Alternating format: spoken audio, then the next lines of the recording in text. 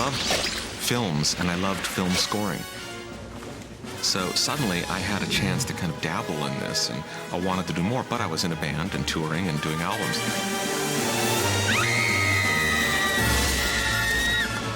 I used to go see his band before I was doing movies and clubs, and just always felt like his music was very filmic. So after Beetlejuice, I got a call from Tim saying, I'm doing this thing, you might be interested in it. And he sent me the Dark Knight comics. That was much more up my alley than what I had known of the original Batman comics as a kid. And then there was a point where they went into production, and I flew out to London and went out in the set. The very first film he did, Pee-wee's Big Adventure, came out of the blue, kind of. He was looking for a low profile, and this one was like a little higher profile than he wanted. And he took me along as a safety net.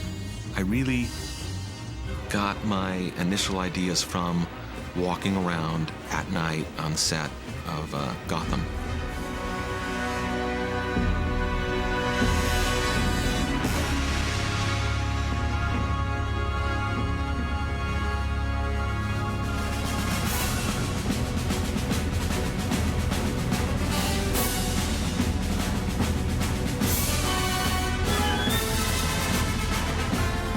With the Batman theme, I just looked for something that had the components that could be mysterious, that can be dark, that could also get fun, and can also have a driving heroism too, always keeping that dark side to it.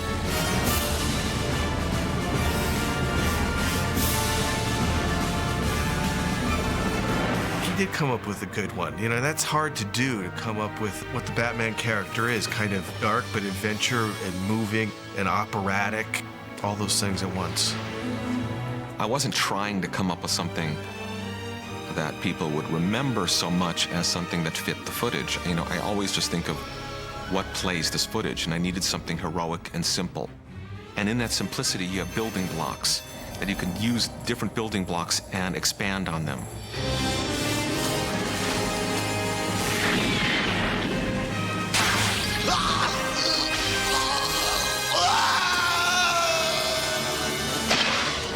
So I wasn't necessarily consciously blocking it out that way, but my instincts were old-fashioned instincts in that regard.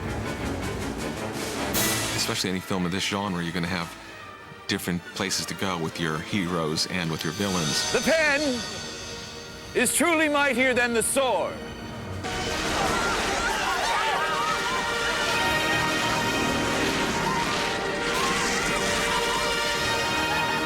Joker was really fun, but there wasn't as much to grab onto because he wasn't scored as heavily. There actually isn't a lot of music under the Joker. Honey, you'll never believe what happened to me today. Oh.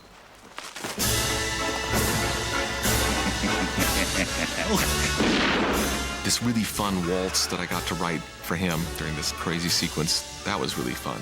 Why his kind of weird, twisted waltz?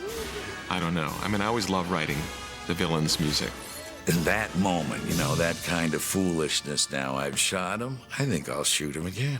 I think I'll do it. You know, I mean, I'll always love that moment in that picture. Oh, what a day.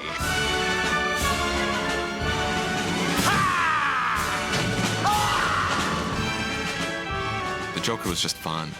Most of the work of Batman was, you know, establishing the tone of the movie and Gotham and everything else. Let's go.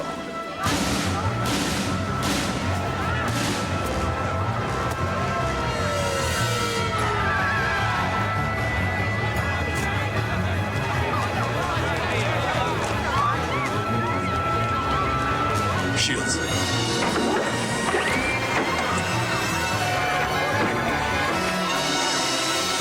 I did what I always do with Danny. I was his orchestrator and responsible for making sure what he thought he was writing was what we got out of the orchestra. Part of Danny's process, to me, is never done until we've recorded and put it in. My most fun moment actually was recording it and actually hearing the music coming together in the studio. And then there was a point where John Peters started like picking up his cell phone, turning it on, holding it up to the speakers, and he'd be having people back home in LA say, check this out, listen to this. I remember him coming up and saying, Danny, we're going to do a separate soundtrack album for just the score. I figured this is producer, hot air. And he did.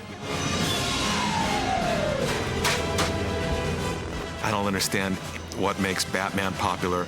I didn't expect Batman to do really well when I was working on it. My balloons. These things always surprise me. To me, they're movies, they're fun, they're interesting. But what makes them a cultural phenomenon, I haven't a clue.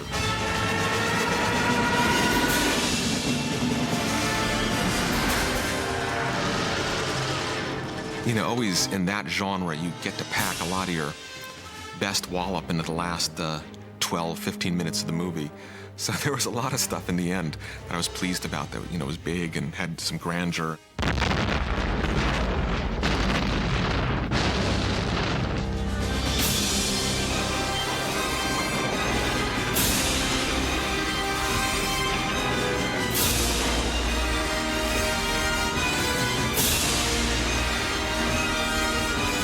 It was like a level of intensity that I never could have comprehended in my life.